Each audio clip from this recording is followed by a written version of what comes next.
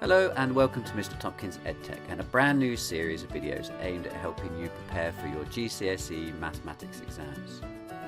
In this series I'll be giving a complete walkthrough of the GCSE mathematics practice papers to help you prepare for your exams this summer.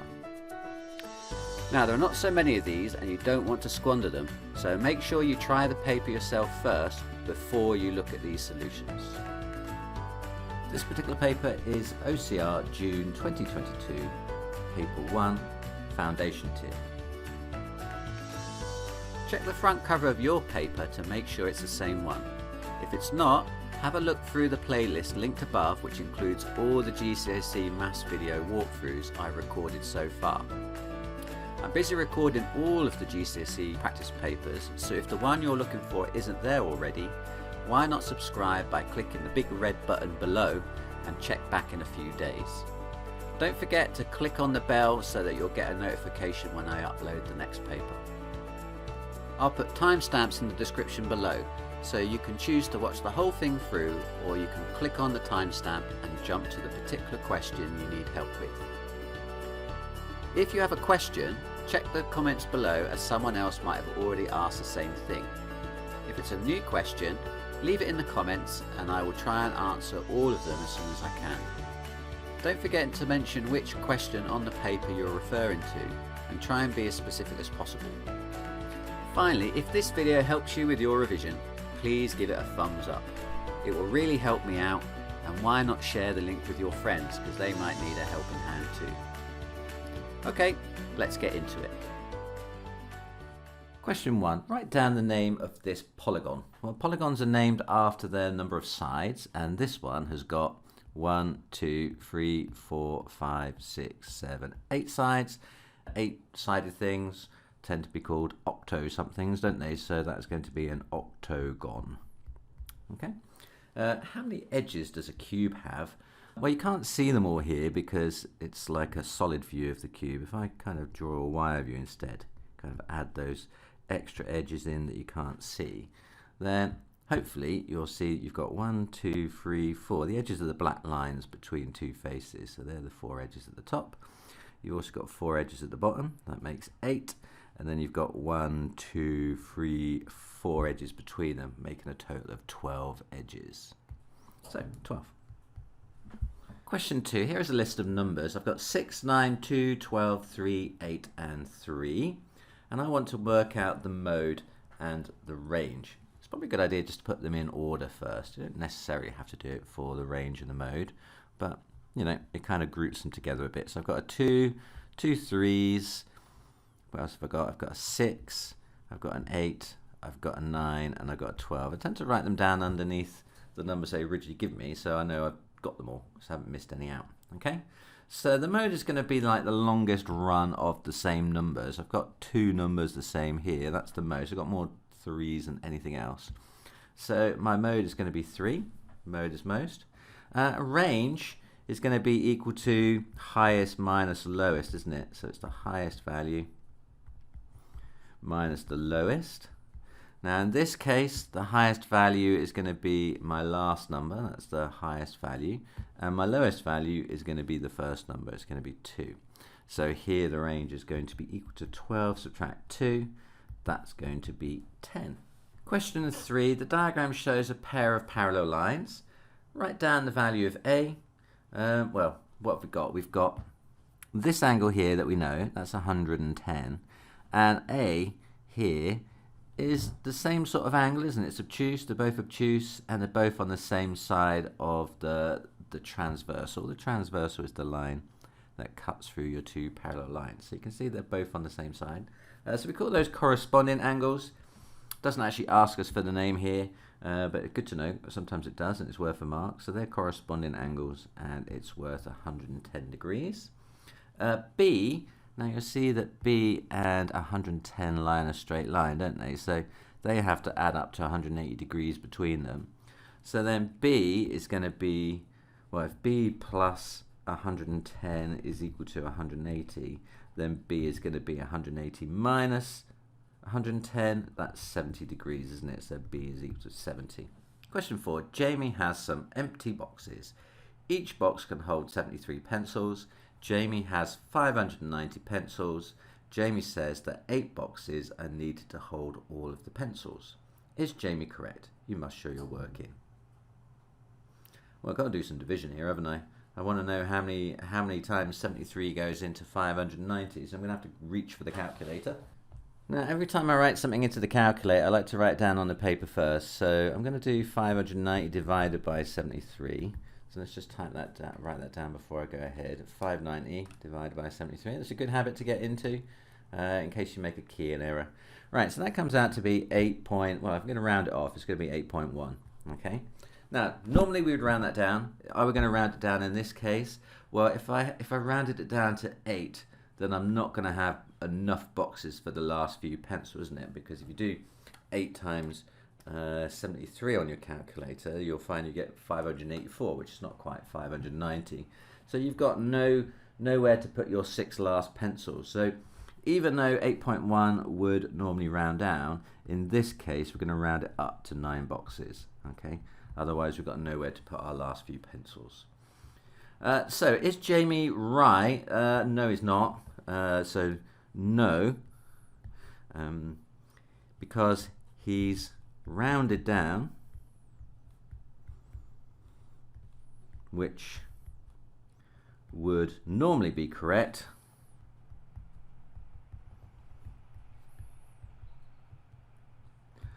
but in this case it leaves us 6 pencils with no box. He needs to round up to 9 boxes. Okay, probably much too much too long writing. I always write too much for these. But anyway, I don't want to lose the marks. So no, he's rounded down, which would normally be correct, but in this case it leaves us 6 pencils, no box. He needs to round up to 9 boxes. Question 5. This graph shows the number of mobile phones sold by a shop in June, July and August. So we've got number of phones up the side and June, July and August along the bottom. Now give 2 reasons why this graph is misleading. Well, I can see 2 reasons already. The first reason is down here, look. My scale doesn't start at 0, it starts at 5. Okay, so we call this a broken scale when you don't start at 0. Normally you're meant to show a broken scale with a little wiggle. So you're meant to kind of do a little wiggle like that, you know, a bit like a heartbeat. But they haven't done that here. They've just started labeling at 5 rather than showing that they've broken the scale. So I'm going to write that down as my first reason. Broken scale used starting at 5 and not 0. So that's one thing. So that kind of distorts the data because really the bars should be a little bit taller than they are, or closer to each other. I would say they would be closer to each other if you showed the full scale. Now the other thing is the width of these bars. This one has got a width of 3 units. This has got a width of 6 units, and this has got a width of 2 units. So the widths of all the bars are all different. So that big chunky July bar in the middle looks really imposing because it's twice as wide as the June one and 3 times as wide as the August one. If it was the same sort of size, it wouldn't be as imposing. So I'm going to say that the widths of the bars are all different. Okay, so they should all be the same size. Question 6. Ashley has 3 number tiles. She's got 2, 3 and 8. Part A says which one of Ashley's tiles shows a cube number? Write the number on the blank tile on the answer line. Okay, so the cube numbers are numbers where you can multiply a number by itself 3 times and you'll get the cube number. So the first cube number is 1 cubed, which is 1 times 1 times 1 is 1. The next one is 2 cubed. 2 times 2 times 2 is 8. And look, 8 is one of my cards, so 8 is the cube number. Okay. Write down a 2-digit prime number that can be made using Ashley's tiles. Okay, well it's not going to end in the 2 or the 8 because there's only one even prime number and that's 2 itself. So it must end in the 3. So it's either 83 or it's 23. I'm going to go for 23, I think, because I can't think of any number that divides into 23 other than 23 and 1. So I think 23 is prime. And then finally, write down the 3-digit number closest to 300 that could be made up using all 3 of Ashley's childs. Okay, so there's 2 possibilities, I guess. It could be 328, or it could be 283. I'm not quite sure which one is nearer yet. So 328, that's 28 away from 300. 283, oh, that's only 17 away from 300. So you might have to do a few trials, but you know, if you write the numbers down and kind of calculate the difference between that and 300, you'll soon work out that 283 is the nearest. Okay, it's certainly not going to be anything starting with 8, is it? 800 and something, that's miles away. Question 7a, simplify t plus 5t minus 4t. So if I've got a t and a group of 5 more t's come along, then altogether now I've got 6t. But then if 4 t's of these go away, 1, 2, 3, 4, then it's leaving me with 2 t's left, isn't it? So t plus 5t is 6t. 6t take away 4t, that is 2t. Okay. Factorise x squared plus 2x. Now factorising is putting brackets back in. So I'm going to have a pair of brackets like this. I've got a number on the outside, then I'm going to have 2 things on the inside added together. Now the thing on the outside is always the thing that has that the 2 terms have in common. I've got x squared, which is x times x, and I've got 2x, which is 2 times x. Now both of those expressions have got an x in it, so that's what comes out onto the front. And then inside the bracket is what's different about the 2 terms, what's not in both terms. So if you think about it, x times whatever goes in this space here is going to give me x squared. So it has to be another x, because x times itself, x times x is x squared. And then the second position, x times something is 2x, has to be 2. So it's going to be x lots of x plus 2 factorised. Question 8, write the following in order of size, smallest first. So I've got a motley crew of numbers here. I've got 52.9%, I've got 530 over 1,000, I've got 9/17, and I've got 0.5209. Okay. Now if I want to compare all of these things, probably the best thing to do is to write them all the same way as decimal numbers. Okay. Now 52.9, that is 0.529. Just the two numbers of your percentage, your 2 numbers after the decimal point. Any other values you got after that, you just stick them on the end like that. So I got 0.529, and I've got 530 over 1,000. Again, that's just going to be 0.530. And then I've got 9/17. I'm going to use my calculator for that one. So 9 divided by 17. That comes out to be 0.5294 and change. I'm just going to round that off to 0.5294. And then I've got the 0.5209, haven't I? Okay. Now notice that some of these have got 3 digits and some have got 4. It's probably easy if you just add another 0 on the end, and then you can kind of just forget about the decimal part and just think of them as whole numbers. So if you think about 5,290, 5,300, 5,294, 5,209, it kind of makes it easier to rank them then. Okay, so the smallest one of those is going to be the 5209 then, isn't it? So 5209. Then next up, we've got 5290. Now that was 52.9%. It's a good idea to just write back the actual number that they give you to start with. And then after that, we've got 5294, which is the 9/17. And then finally, we've got the 5.5300, which is the fraction, the 530 over 1,000. Okay, so there's my things ranked. Question 9, a pattern is made out of blue tiles and yellow tiles. 1/3 of the tiles are blue. There are 36 yellow tiles. Work out the number of tiles. Okay. So we've got blue tiles and we've got yellow tiles, haven't we? Now we're told that 1/3 of them are blue, so the remainder must be yellow. So if 1/3 are blue, then there must be 2/3 that are yellow. Okay? So 1/3 blue, 2/3 yellow. So then the ratio of those two numbers is 1 to 2, isn't it? Okay. For every 1/3, we've got 2/3 of the other one. So I can just simplify that down to 1 to 2. Or just times it through top and bottom by 3. That works as well. Now we're told that there must be 36 yellow tiles.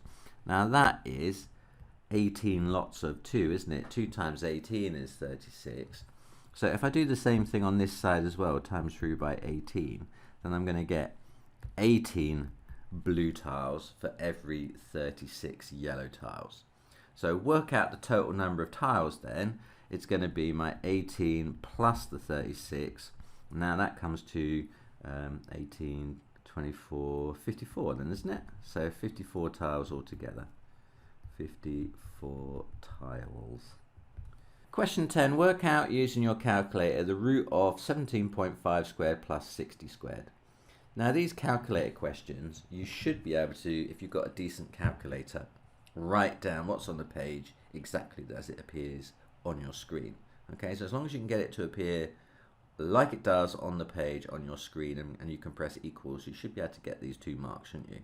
Okay, now notice that that square root symbol goes the full length of the calculation, goes all the way across. So I'm going to press that one first, and then you can see on my calculator I've got a little box up here, and then I can type in the rest of the number, and as I type it in, you'll see that the line along the top stretches out, so I get the full line over the full length of my calculation.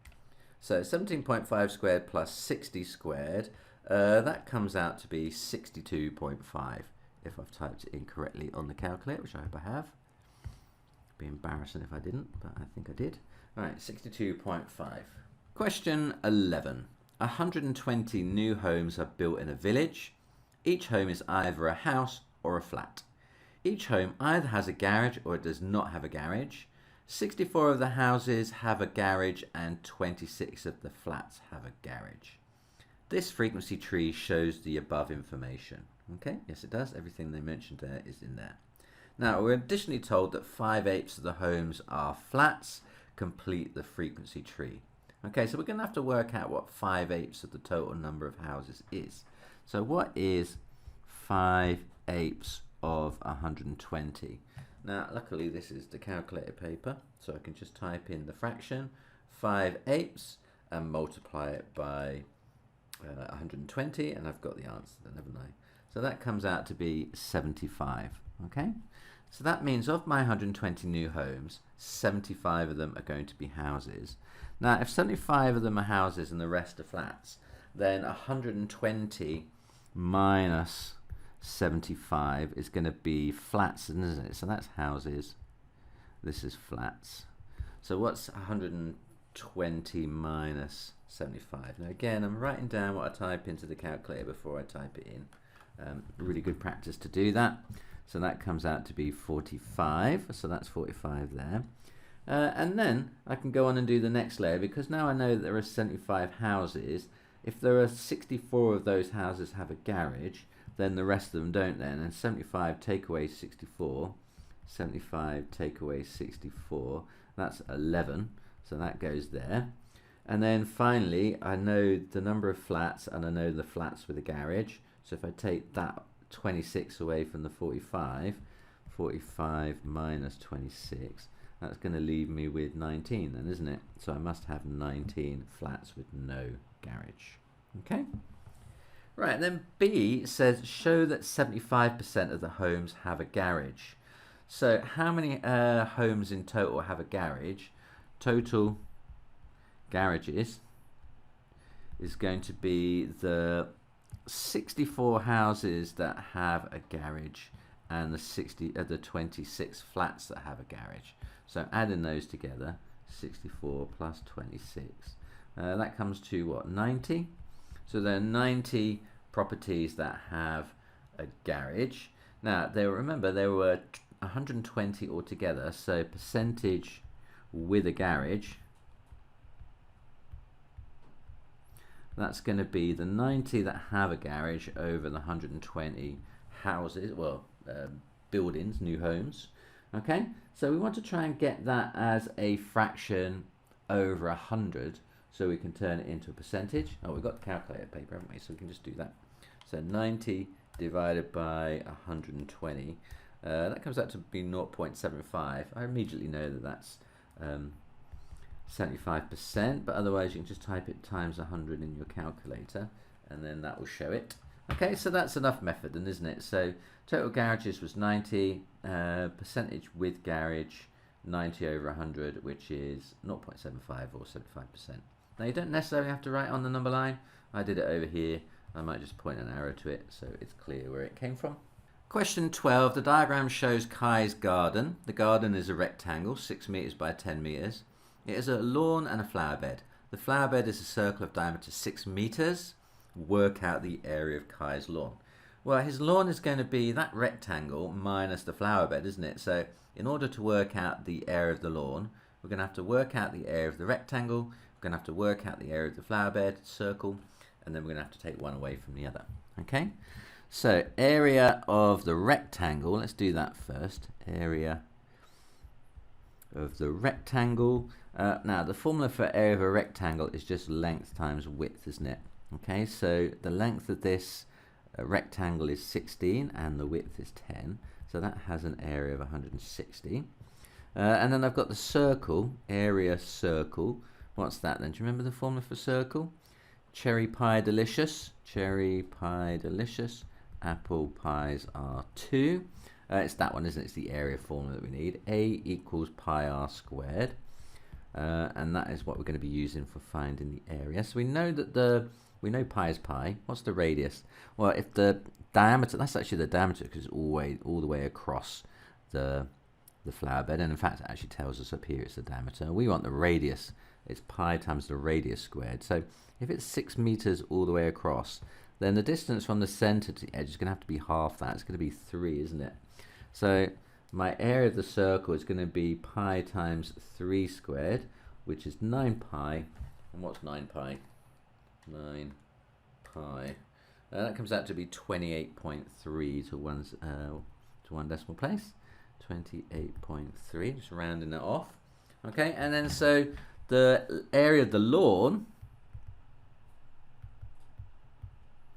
is going to be the area of the rectangle minus the area of the circle then, isn't it? It's going to be 160 minus 28.3. What does that come out to be? 160 minus, I'm just going to use the answer key because it's already in my calculator. So that comes to 131.7. 131.7.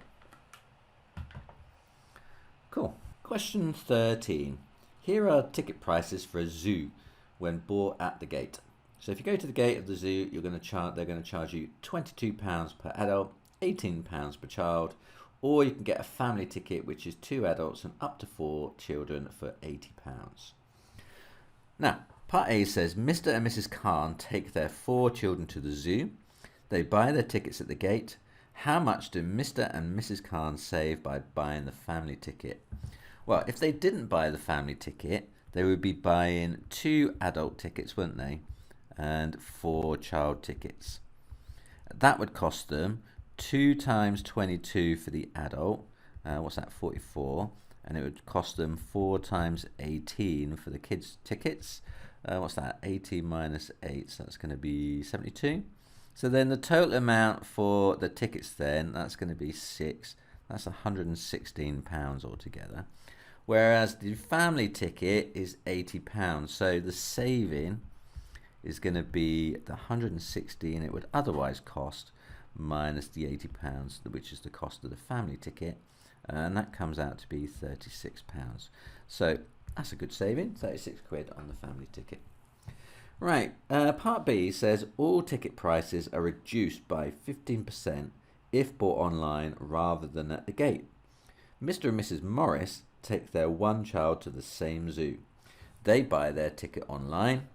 What is the lowest possible cost of their tickets? Okay.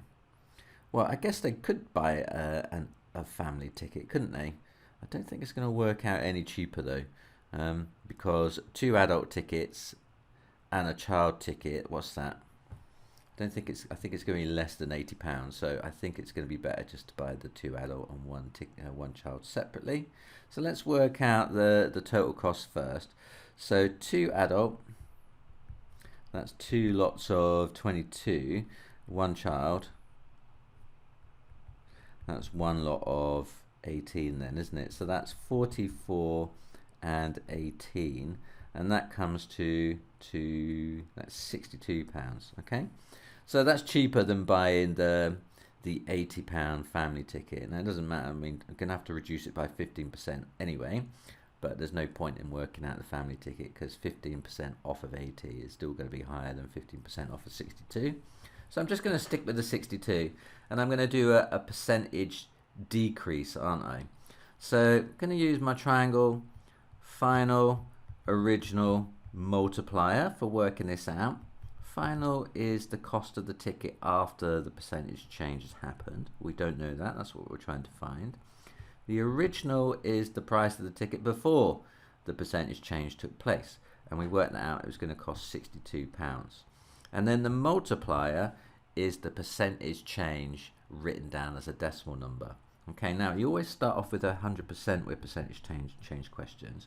So if I reduce it by 15%, then I'm left with 85%, which as a decimal is 0.85. Okay, so then covering up the thing I want to find the final. So the final is going to be equal to the original times the multiplier. So final equals original times multiplier. Okay, now the original was 62, wasn't it?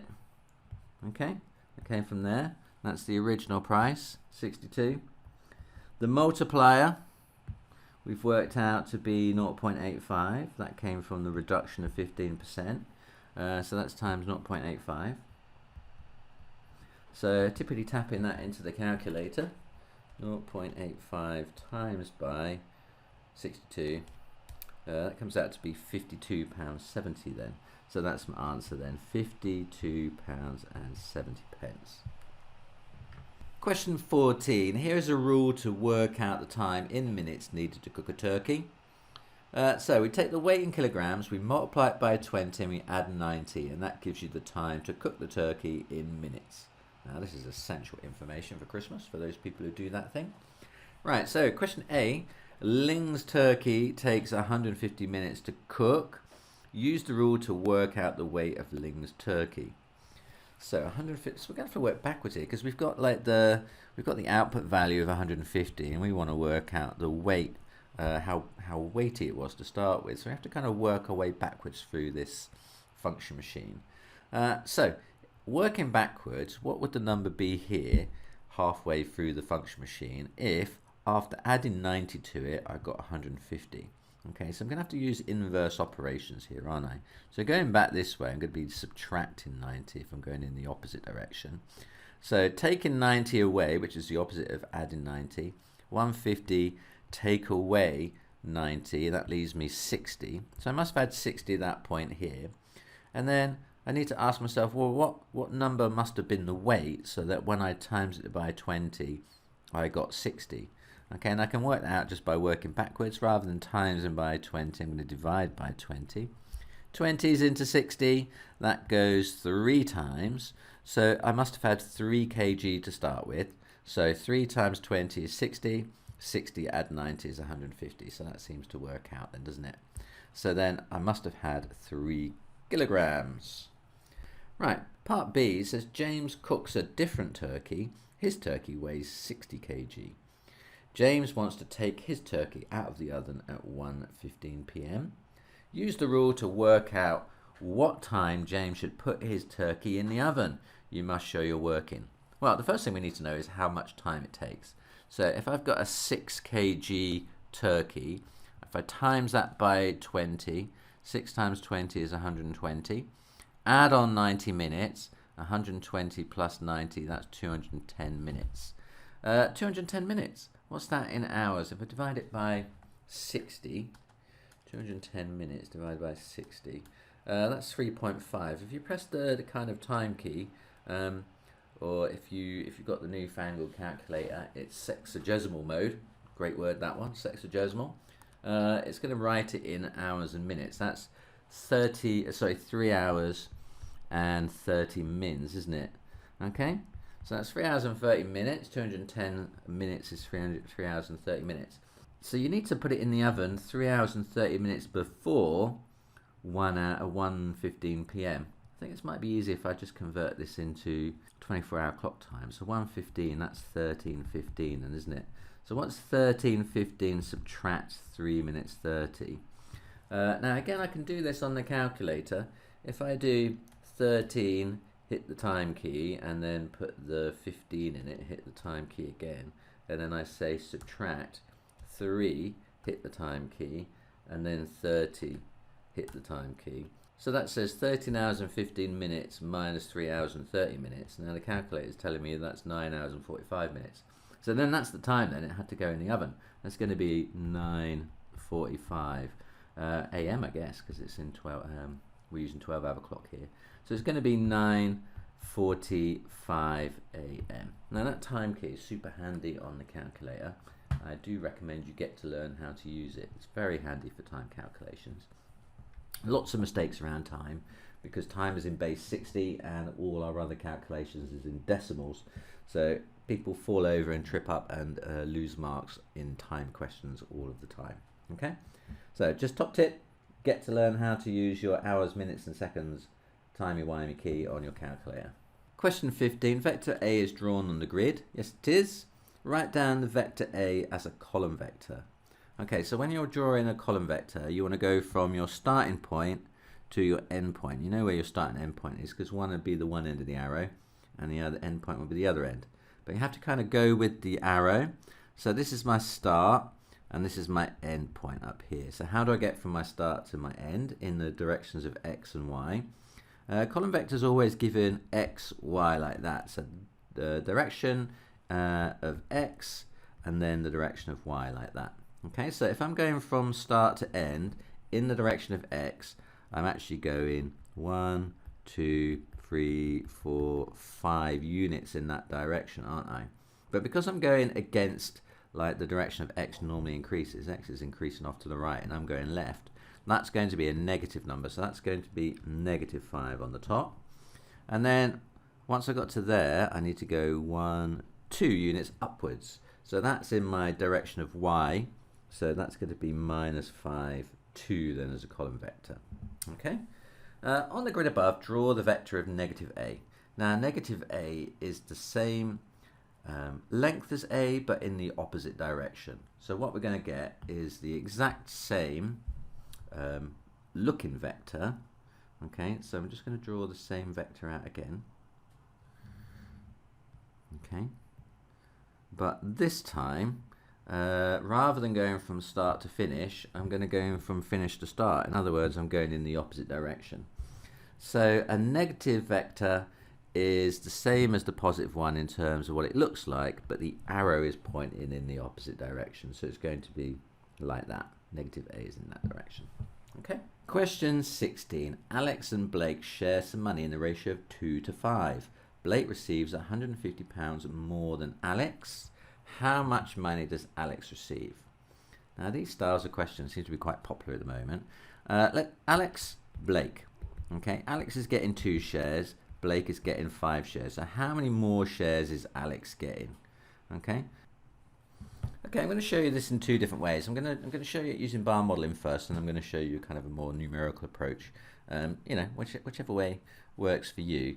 So bar modeling is just kind of imagine it as pictures. So if you've got the ratio of 2 to 5, that means like if you've got a bar like this, and you divide it up, 1, 2, 3, 4, 5, 6, 7.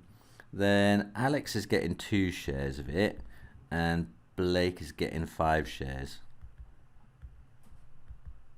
Meant to be each the same size. They're not quite, are they? But okay, please forgive me.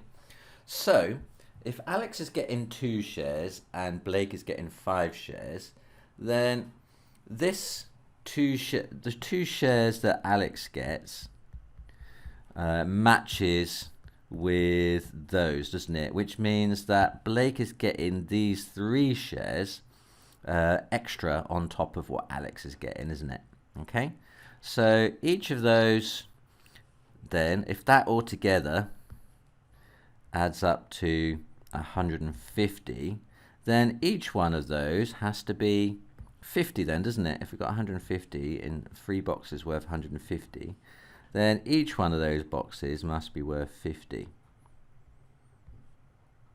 So that box has got to be worth 50, that box has got to be worth 50, and that box has got to be worth 50. But these are all the same boxes as well. So they're all going to be worth 50 then, aren't they? 50, 50, 50, 50, 50. So then Alex, if you remember, Alex's were these 2 at the beginning. They're Alex's. And then these ones were Blake's. So how much does Alex get? Alex gets 2 lots of 50. Alex gets 100. Okay, so you can do it kind of like bar modeling like that. If you want to do it more mathematically, I'm going to do the same thing but with numbers here. So if Alex has got 2 shares and Blake's got 5 shares, then Blake has got 5 minus 2. He's got 3 shares more than Alex has got. So if 3 shares are worth 150, then 1 share must be worth 50. And so therefore, if you take this ratio and scale it up by a factor of 50, then that one must be 100 and that one must be 250. So the answer is that one is the 100 one. Okay, so whichever way you do it, either with a bar model or using just straight up ratios, the answer is 100. If you've never kind of drawn pictures like this, it can be very, very helpful in understanding these ratio problems. Okay, so just a top tip, if you want to give that a go, give it a go. Question 17, solve 2x plus 5 is greater than or equal to 11. Show your solution on the number line.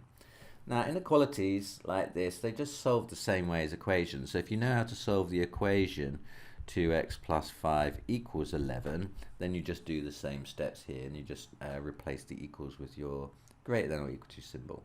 Now obviously if you don't know how to solve these, you've got a bit of a problem. Go away and learn because they come up a lot. But otherwise I'm going to assume you do know how to solve an equation. If I've got 2x plus 5 equals 11, I want to get x by itself. So I'm going to take 5 away from both sides. Okay, that cancels with that. And it leaves me with 2x equals 11. Take away 5, that's 6. And then dividing both sides by 2, divide by 2, divide by 2. That leaves me with x is equal to 3. Okay, now that's what you'd get if it was an equation, but we didn't have 2x plus 5 equals 11. We had 2x plus 5 is greater than or equal to 11. So it's just the same, except you're going to have that symbol in all the way down. So I'm not going to have an equals there and an equals there. I'm going to have a greater than or equal to and a greater than or equal to. So the solution is x is greater than or equal to 3. Now to express that on a number line, we draw a circle at 3. And we draw an arrow going off to the right because x is greater than 3. And we also fill in the circle because that shows that it can be equal to 3 and not just strictly greater than. Question 1a, write 6,050,000 in standard form. Okay, well, standard form consists of 2 parts. You've got like a mantissa part, which is a number between 1 and 10. And then times by a particular power of 10, so a times 10 to the n. That's the sort of format that it's in. Now this part here, the a part, you get from the digits of your number, but you rewrite it as a number between 1 and 10, don't you? So rather than having 605, we're going to have 6.05. Okay, and then the power of 10 that you need is how many places your decimal point has shifted. So the decimal point started here and it's going to end up here. So it's kind of shifted 1, 2, 3, 4, 5, 6 places. So this is 6.05 times 10 to the 6. Okay, it's sometimes handy to remember these powers of 10. 10 to the 6 is always millions. 10 to the 3 is thousands. So you kind of get used to them over time. Write 4.58 times 10 to the minus 3 as an ordinary number. Right, now again, this bit here is going to be my digit, so it's going to have a 458 in it somewhere. Okay, but I've got times 10 to the minus 3 here. Now the way I remember this is for negative numbers, you're going to have 3 zeros. If it's 10 to the minus 3, you're going to have 3 zeros before you start writing your number. So 1.23. So I'm going to have 3 zeros. 1, 2, 3, 1 in front of the decimal point and 2 after, and then the digits from the mantissa appear here. Okay, so it's 0.00458. Question 19. A coat is on sale in a shop at a special price of £149.40. The shop says this is a saving of 17% on their normal price. Work out the shop's normal price for the coat. Okay, now we've got another percentage question here. Just like earlier, I'm going to use the triangle final, original, multiplier, because you can just use the same method for all of these different percentages questions. The method just involves going through, reading through the question and working out which one you've been given and which one you haven't out of final, original and multiplier. Now, have we been given the final value? Okay, a coat is on sale in the shop at a special price of £149.40. So that is the new price, isn't it, after the percentage change has happened. So this is actually the final price here. It's not the starting price, it's the price after the percentage change. So that's £149.40. Now the original is what they're calling the normal price. That was what it was before the percentage change happened. So that's what we're trying to work out. So we don't have the original, we want to know what it is. Okay, what's the multiplier? Now the multiplier is the percentage change written as a decimal. It's a saving of 17%, so that means it must have been 100% to start with, and we are saving 17%. So 100% minus 17%, that is equal to 83%, which as a decimal is 0.83. Okay, so then that is my multiplier, 0.83. Okay, so now I've got everything worked out. I just need to cover up the thing I want to find. I want to find the original, and that tells me what to do with the other two. So my original price is equal to my final price divided by my multiplier. Just reading that off the triangle. Okay, so the final was £149.40. The original, the multiplier was 0.83. So typing that into the calculator. 149.4 divided by 0.83, that comes out to be 180. Now just use some common sense when you're working these things out. You're expecting the price to be higher to start with, otherwise you're not saving anything, wasn't it? So if your answer came out lower than £149.40, you've done it wrong. Also, it tends to be, not always, but it tends to be a whole number answer that you get, or a nice answer that you get. If you get a horrible looking answer, you've probably done it wrong. Just go and double check. Not always, but probably. Okay, in most cases it comes out to these reverse percentages. They give you a nice number to aim for.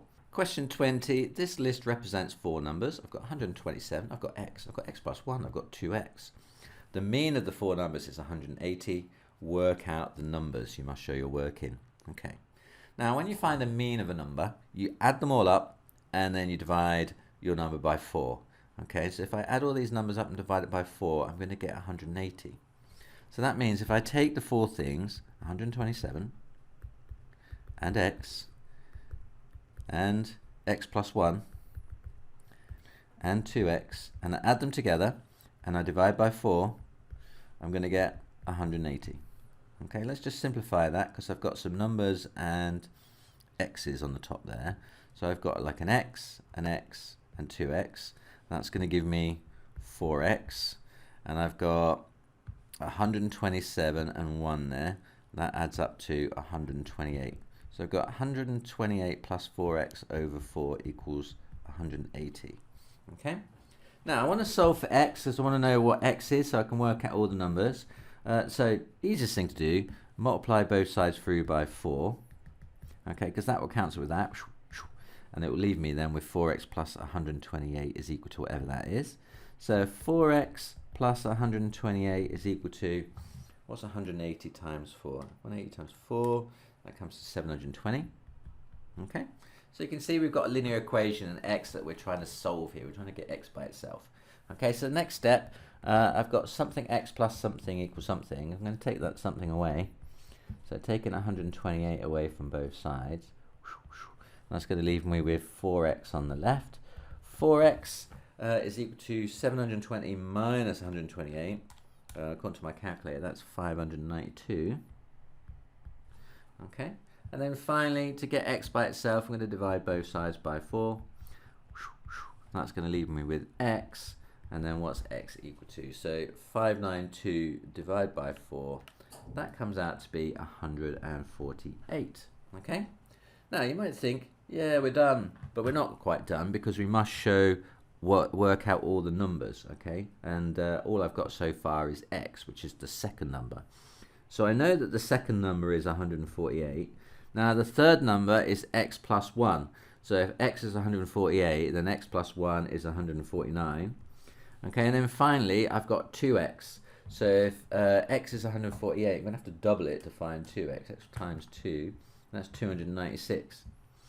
Okay, now at this point you could just double check. You could just add all those numbers together. It won't take you long. 296 plus 149 plus 148 plus 127. You can just add them all up. That comes to 720 divided by 4. Yes, it has an average of 80. Okay, so just double check in. Normally, how you do a mean, you can convince yourself that you haven't made a mistake and all your answers are good, and you're going to get all those 5 marks. Question 5. The scatter diagram shows the midday temperature at 13 different heights on a mountain. Plot on the scatter diagram another point. There's 2 points we need to plot. Height of 500 and the temperature of 88. So find 500. There's 500, and read up until you get to 8.8. So 8.8, and actually you've got like 5 squares between each one of these. So 1 unit divided by 5 is 0.2. So you're going up in 0.2. So 8.8 is like one little square below 9, isn't it? So I'm going to have a point there. Okay, so my first point. And then my second point is going to be at 1,580 at 1.2. So 1,580. Again, you've got 100 units between here, represented by 5 little squares. So each one of those is going to be worth 20. So 1,580 is going to be 4 squares up from 1,500. So it's there at a height of 1.2. And that's 1 and 1 little square, then, isn't it? So it's going to be... My eyes are going a bit doolally, going a bit crossed on here. Okay, so there we go. It goes there on the end. Oops. So yeah, we're good. Right, so they're my 2 points worth 2 marks. That's nice. So describe the type of correlation shown in the scatter diagram. Well, you can see, as you look at it from left to right, the line is sloping downwards. So this is a clear example of negative correlation, isn't it? So what type of correlation is it? It is negative. Negative correlation. Okay, so by drawing a line of best fit, estimate the temperature at 1,000 meters. Right, so my line of best fit has to kind of follow the basic trend of the points. Try and angle it so it kind of goes through your data so that there's about the same amount of points on either side. So something like that maybe. Now you do get a fair bit of wiggle room for these. It's not an exact science. Okay, so something like that. So I've got points on either side. It kind of vaguely goes through the trend of my points. That's good enough.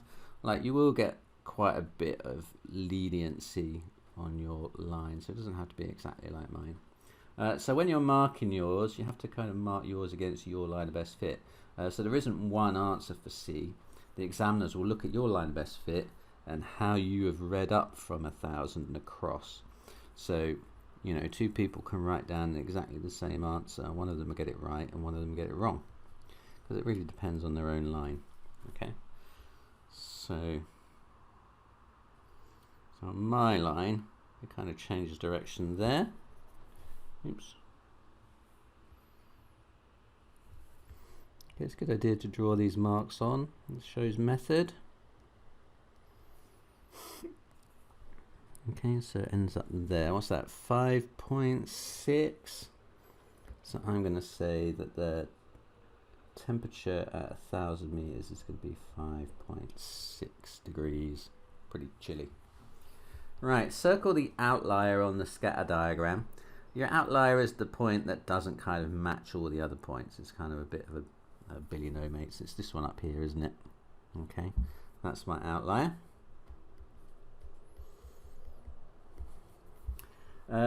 Explain why using the scatter diagram to estimate the temperature at 1800 meters may be unreliable.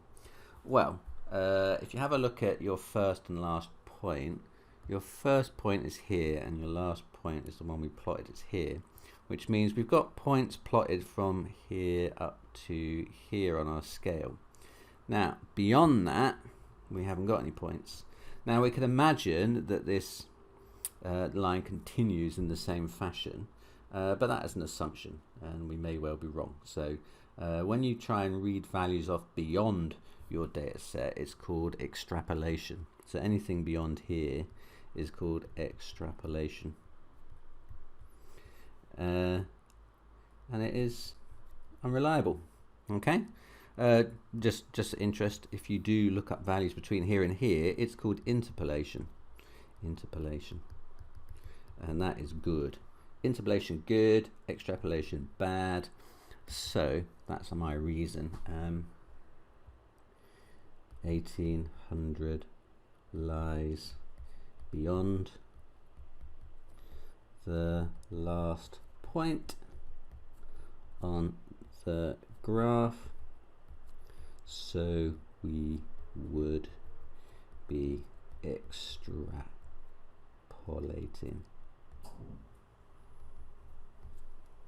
Find the percentage of the 15 temperatures which are below 6 degrees centigrade. Well, where is 6 degrees centigrade? It's here. So let's just draw that one. So this is my cutoff line at 6. So which points lie below that? You've got 1, 2, 3, 4, 4, 5, 6 points below 6 degrees. So what is 6 out of 15 as a percentage then? So the percentage is going to be 6 over 15 times 100 then, isn't it? What's that? 6 over 15. 6 divided by 15 times 100 comes out to be 40%. 40%. Okay, so a lot of marks on that. 10 marks, a tenth of the paper just on that. So, wow, wasn't that tricky a question, was it? Let's move on. Question 22a. Complete this table for y equals x squared minus 5. Okay, so I've got some values of x from minus 4 up to 3, and I've got a couple of values missing here. Now I'm just going to quickly show you how to do a table of values on the calculator. I mean, you could just work these out separately. There are only 2 to do, but yeah, calculator function is fun. I'm going to show you how to do it. Now I'm going to show this on the new Casio calculator.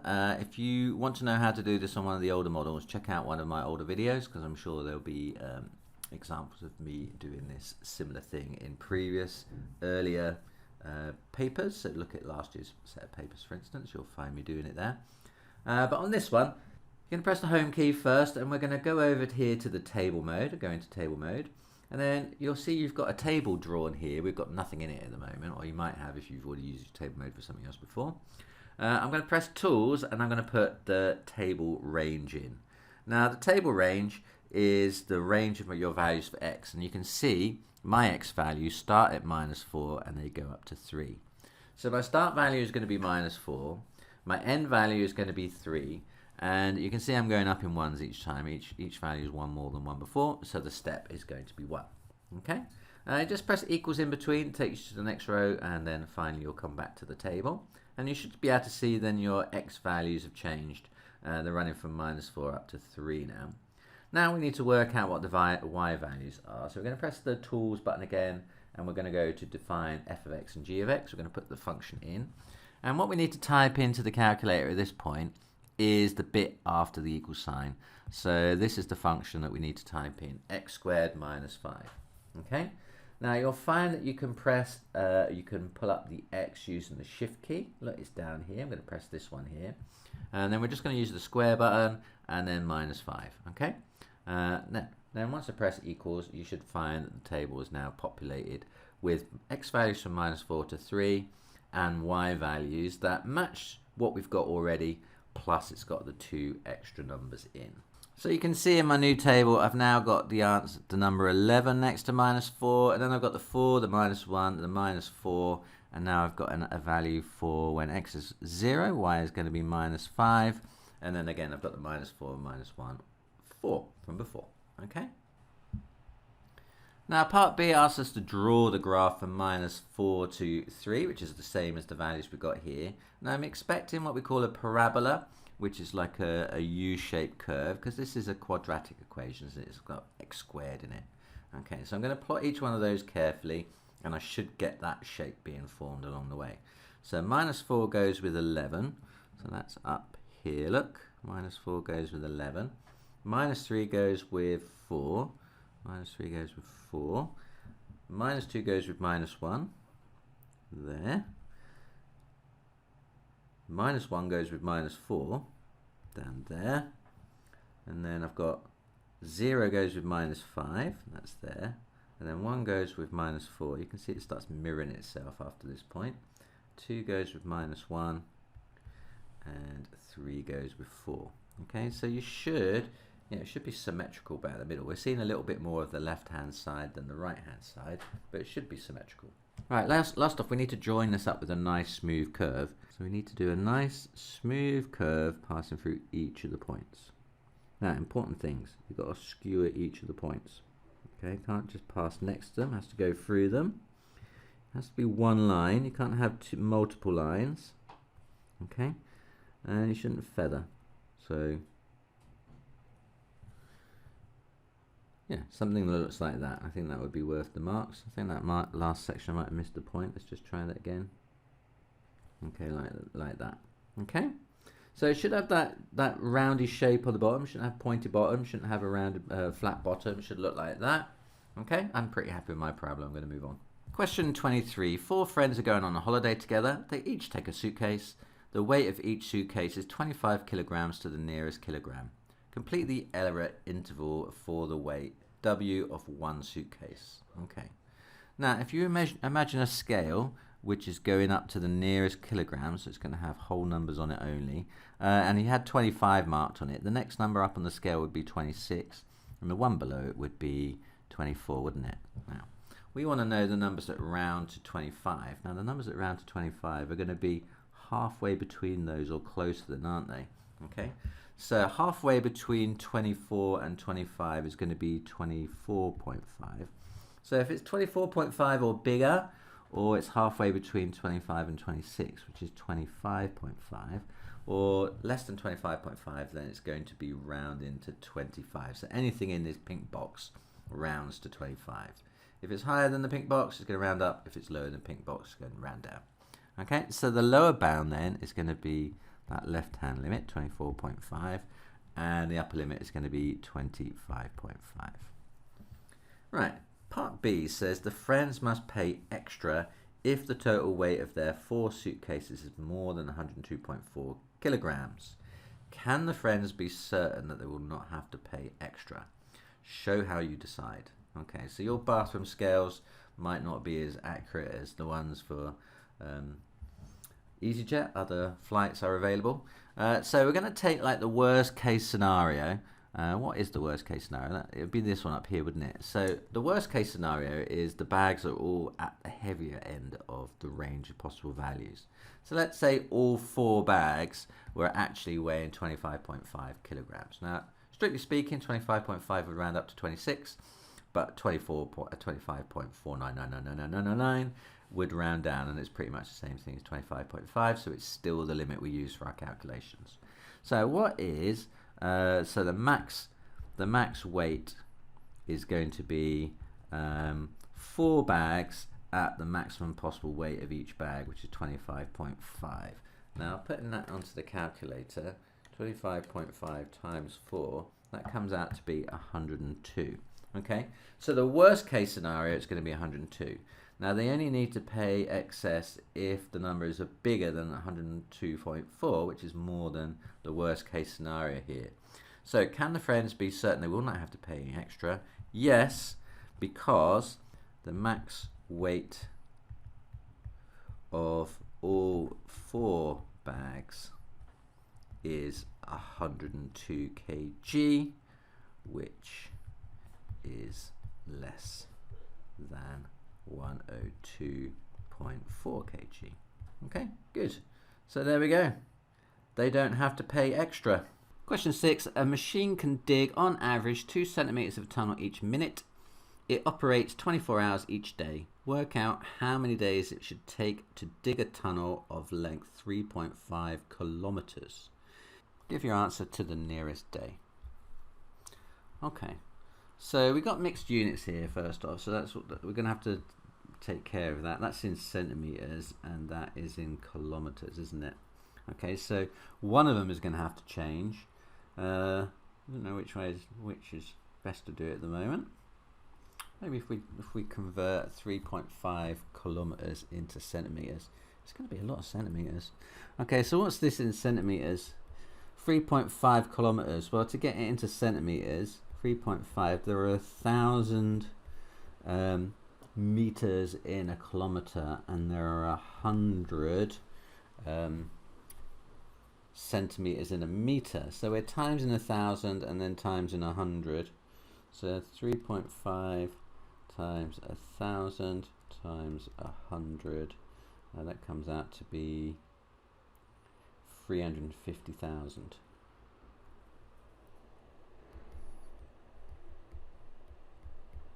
Okay, so we've got 350,000 centimeters to drill. Okay, now we're doing 2 centimeters each minute. So then the number of minutes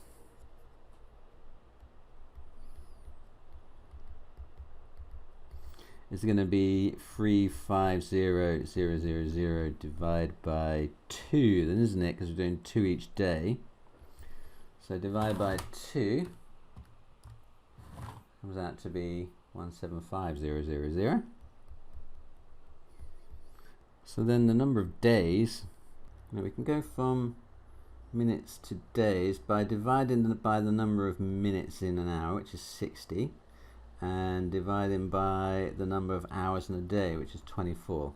Okay, so it's 175,000 divided by 60 divided by 24. So what is that then? That comes out to be 121.5 and change. I'm just going to round it off to, well, I need to round it off to the nearest day, don't I? So that is to the nearest day, 121.5. That rounds up, doesn't it, to 122 days. So 122 days. It's going to take a while.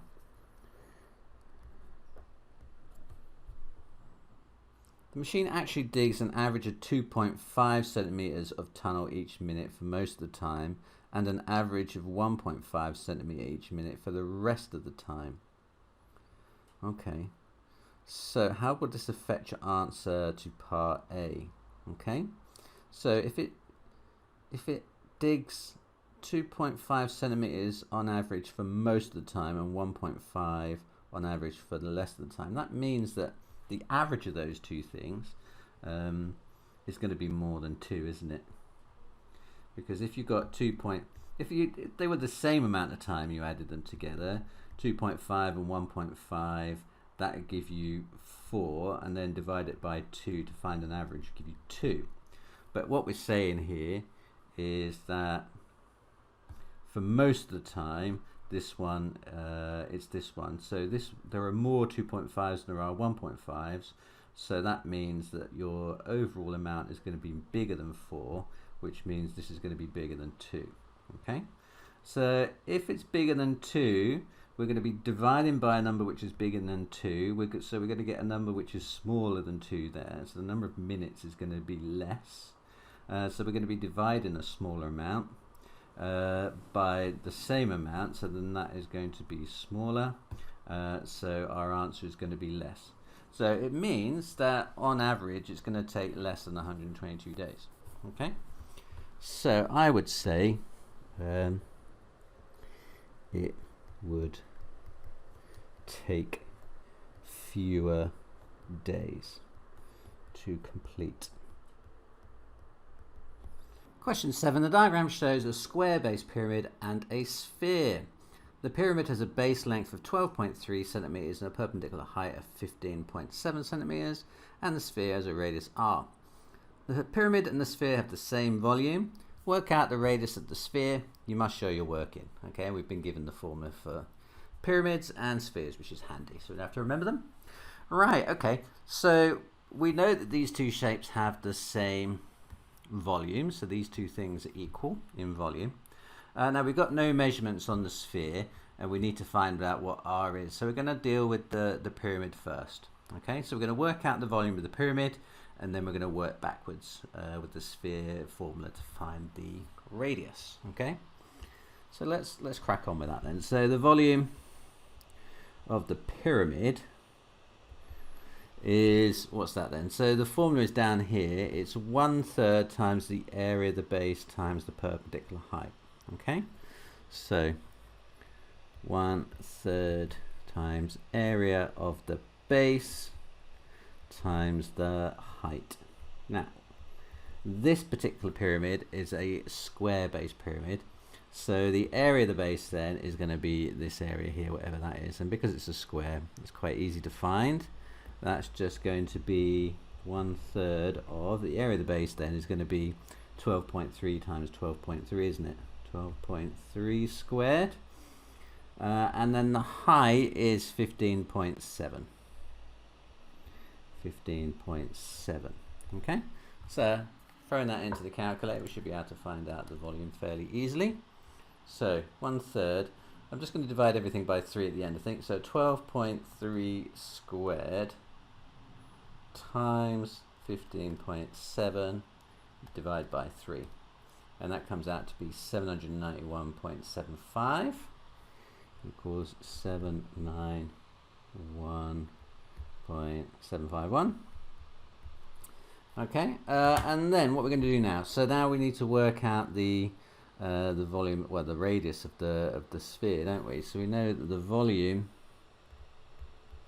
of the sphere is equal to 4/3 pi r cubed. Okay, so subbing in what we know that then that is 791.751 there, and we want to get r by itself, don't we, really? So we're going to have to rearrange this to make r the subject. Okay, so I'm going to multiply through by 3 and divide through by 4 pi basically. So I'm going to divide by 4 pi and times by 3, aren't I? Okay, and that will cancel those all out on the left and the right, and then I'll get 791.751 over 4 pi times 3 then, aren't I? Okay, so the 3 comes up and the 4 pi goes down, and that is equal to r cubed. Okay, and then so to find r, we're going to have to cube root that then, aren't I? If I cube root both sides, then I'll get the cube root of all of that.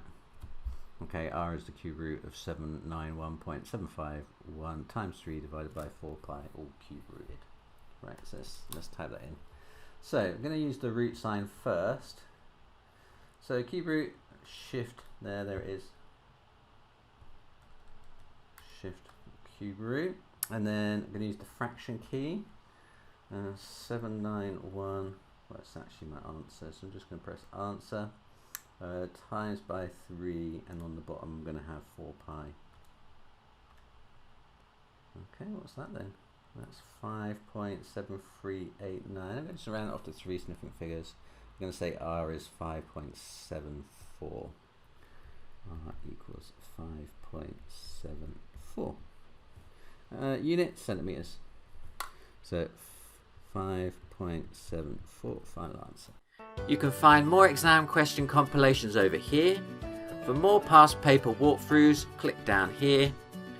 If you want to visit my Amazon shop with my recommendations for calculators, revision guides and other maths related stuff, click down here. Good luck in your revision and in your exams, and see you again.